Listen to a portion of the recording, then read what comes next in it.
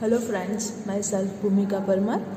In last video we had seen the introduction part of the comparing of quantities, and also we had seen example number 1. Today's video we are going to see the topic equivalent ratio. तो ratio जो है वो equivalent है, तो उसकी हम लोग comparison या तो फिर उसका जो इक्विवेलेंस है वो हम लोग किस तरह से चेक करेंगे, तो वो हम लोग आज के वीडियो में देखेंगे. So let's start it. Different ratios can also be compared with each other to know whether they are equivalent or not. तो यहाँ पे हम लोगों को क्या कहा गया है कि जो डिफरेंट रेशियोज हैं, डिफरेंट सपोज हैं 3/5 एंड 1/2, तो ये दोनों डिफरेंट रेशियोज हो जाते हैं. अब ये जो दोनों रेशियो हैं वो कंपेयर किए जा सकते हैं, एंड कंपेयरिंग करने के बाद हम लोग ये बता सकते हैं कि वो इक्विवेलेंट रेशियो है या नहीं है. To do this we need to write the ratios in the form of fraction and then compare them by converting them to like fractions. तो इसके लिए जो प्रोसीजर है वो कौन सा वाला प्रोसीजर है कि हम लोगों को क्या करना होगा, सबसे पहले तो रेशियो जो है उसको फ्रैक्शन फॉर्म में लिखना होगा. रेशियो यानी कि 1:2 या तो फिर 1:2, 2:3. तो इस टाइप के जो है रेशियोज उसको हम लोगों को पहले फ्रैक्शन फॉर्म में लिखना होगा. फ्रैक्शन फॉर्म में लिखने के बाद उसके हम लोगों को कन्वर्ट करना होगा लाइक फ्रैक्शंस में. लाइक फ्रैक्शंस में हम लोग कन्वर्ट कर लेंगे. Then if this like fractions are equal, अगर वो जो लाइक फ्रैक्शन करते हैं हम लोग कन्वर्ट, तो वो इक्वल हो जाता है, तो we say that the given ratios are equivalent. तो हम लोग क्या कर सकते हैं, कह सकते हैं कि ये जो रेशियो हम लोगों को दिए गए हैं वो इक्विवेलेंट रेशियोज हैं. एक एग्जाम्पल लेते हैं तो आप लोगों को जो है वो ज़्यादा क्लियर हो जाएगा. Then example 2 are the ratios 1:2 and 2:3. और इसको हम लोग किस तरह से रीड करेंगे, 1:2 एंड 2:3.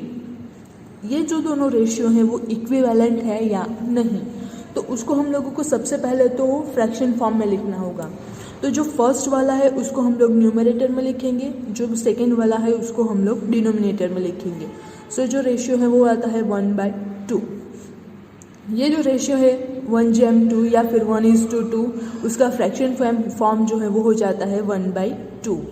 नेक्स्ट जो है न्यूमरेटर में 2 आएगा, डिनोमिनेटर में 3 आएगा. 2 पहले है सो वो न्यूमरेटर में आएगा, 3 बाद में है सो वो डिनोमिनेटर में आएगा. एंड उसके बाद हम लोग उसका फ्रैक्शन फॉर्म लिखते हैं, सो 2/3.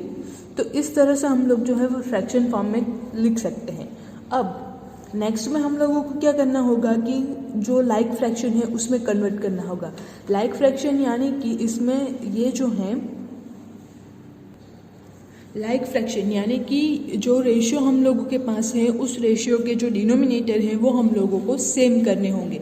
तो ये जो फ्रैक्शन है वो लाइक फ्रैक्शन में कन्वर्ट हो जाएगा. अब सबसे पहला जो रेशियो है वो है 1/2. अब ये जो 1/2 है, तो यहाँ पे अगर हम लोग देखें तो 2/3 है, तो हम लोग क्या करेंगे, तो इन दोनों को क्रॉस मल्टीप्लिकेशन कर देंगे. क्रॉस मल्टीप्लिकेशन मतलब कि 2 को 3 से मल्टीप्लाई करेंगे एंड ये वाला जो 3 है उसको 2 से मल्टीप्लाई करेंगे. अब ऐसा हम लोग क्यों करेंगे, क्योंकि हम लोगों को जो है डिनोमिनेटर सेम चाहिए, तो इसलिए हम लोग इसको लाइक फ्रैक्शन में कन्वर्ट करने के लिए ये क्रॉस मल्टीप्लिकेशन करते हैं. अब क्रॉस मल्टीप्लिकेशन हम लोग कब कर सकते हैं, जब हम लोगों के पास ये जो डिनोमिनेटर है दोनों, तो उन दोनों डिनोमिनेटर में हम लोगों को HCF या तो फिर हाईएस्ट कॉमन फैक्टर वो जो है वो हम लोगों को अगर 1 मिलता है तो हम लोगों को क्रॉस मल्टीप्लिकेशन करना होगा. सो अगर हम लोग 2 को 3 से मल्टीप्लाई कर रहे हैं, तो जब हम लोग डिनोमिनेटर में 3 से मल्टीप्लाई करेंगे तो हम लोगों को कंपल्सरीली न्यूमरेटर में भी 3 से मल्टीप्लाई करना ही होगा. सो 2 multiply with 3 and again 1 multiply with 3, तो आंसर इज 3/6.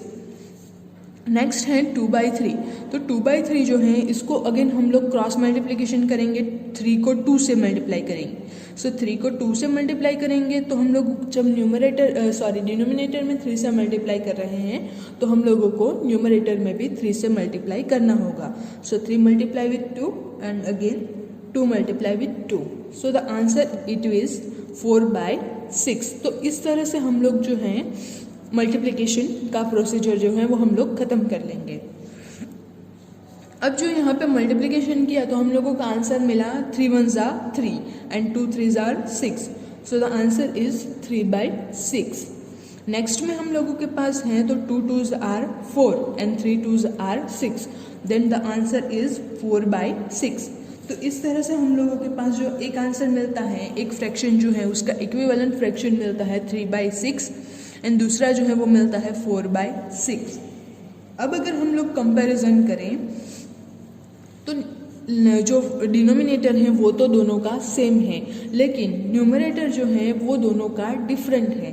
तो न्यूमरेटर में 3 जो है वो छोटा है, 4 जो है वो बड़ा है, यानी कि 3/6 जो है वो छोटा नंबर होगा एंड 4/6 जो है वो बड़ा नंबर होगा.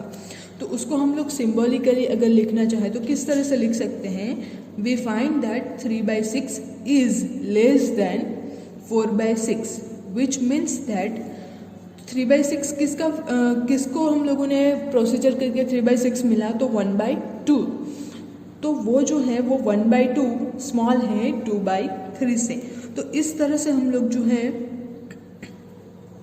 इक्विवेलेंट जो फ्रैक्शन है वो है या नहीं तो वो चेकआउट कर सकते हैं. Therefore the ratio 1:2 is not equivalent to the ratio 2:3.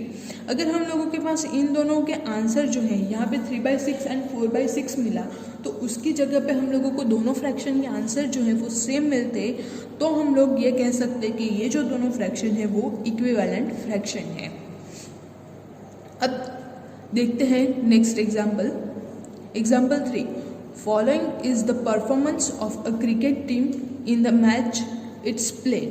तो ये जो है हम लोगों के पास नीचे ये डेटा दिया गया है कि जो क्रिकेट मैच है तो क्रिकेट मैच जो खेली गई है उस मैच के लिए जो मैच है उसके विनर कितनी मैच उन लोगों ने विन की थी एंड कितनी मैच जो है वो लॉस की थी तो उसका जो है हम लोगों के पास यहाँ पर टेबल में दिया गया है.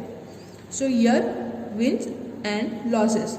तो last year total 8 matches play की थी, उसमें से 2 मैचेस टोटल 8 मैचेस जो है वो विन की थी एंड 2 मैचेस जो है वो लूज़ की थी या फिर लॉस की थी.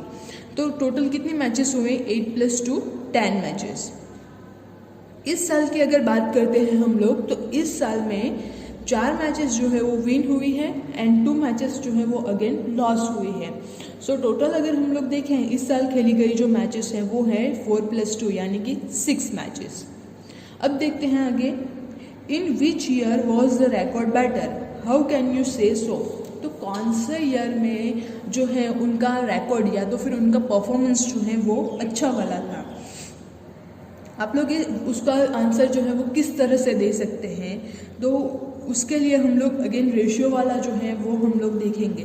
तो 8 मैचेस विन हुई है, 2 मैचेस लॉस हुई है. सो 8:2 ये रेशियो हम लोगों को मिल गया. नेक्स्ट है 4 मैचेस विन हुई है एंड 2 मैचेस जो है वो लूज हुई हैं. सो अगेन दूसरा रेशियो हम लोगों को मिल गया 4:2. अब इन दोनों की जैसे हम लोगों ने रेशियो तो हम लोगों को यहाँ पे जैसे मिला था वैसे ही मिल चुका है.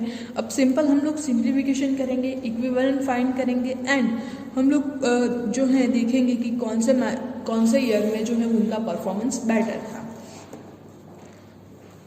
सो लास्ट ईयर का विन एंड लॉसेस का जो रेशियो है तो वो है win losses is equals to 8:2 यानी कि 4:1. एंड इस साल का जो रेशियो है वो है win losses is equals to 4:2 यानी कि 2:1. तो यहाँ पे रेशियो मिलता है 4:2 एंड यहाँ पे रेशियो मिलता है 2:1. So ratio is 4/1. मतलब फ्रैक्शन फॉर्म में अगर हम लोग लिखें तो 4/1 एंड 2/1. तो 4/1 यानी कि 4 एंड 2/1 यानी कि 2. तो 4 जो है वो ऑलवेज बड़ा होगा 2 से. तो इस तरह से ये जो फ्रैक्शन है इसमें हम लोग देख सकते हैं कि we can say that the team performed better last year. तो इसका मतलब क्या होता है कि उन लोगों को जो लास्ट ईयर में उन लोगों का जो परफॉर्मेंस था वो इस साल से अच्छा था। तो इस तरह से हम लोग जो है वो रेशियो फाइंड कर सकते हैं। अब अगली वाली क्लास में 6th स्टैंडर्ड में हम लोगों ने इक्विवेलेंट रेशियो का जो देखा था कि किस तरह से ये जो रेशियो है हम लोगों को इक्विवेलेंट मिलता है और उसकी इम्पोर्टेंट जो है वो क्या है। तो वो जो पोर्शन आप लोगों को अगर रिमाइंड करना हो तो मेरे 6th स्टैंडर्ड के वीडियो जो है वो अभी भी जा रहे हैं, उसमें भी फ्रैक्शन के जो अभी अगले ही चैप्टर में हम लोगों ने फ्रैक्शन जो है वो कंप्लीट किया। तो उससे भी आप लोग जो है वो ये जो अगर आप लोग भूल चुके हैं तो वो फिर से देख लीजिए एंड रिमाइंड कर लीजिए। अब नेक्स्ट जो टॉपिक है keeping things in proportion and getting solutions. तो ये जो है ये वाला जो टॉपिक है वो हम लोग नेक्स्ट वीडियो में देखेंगे। Thank you.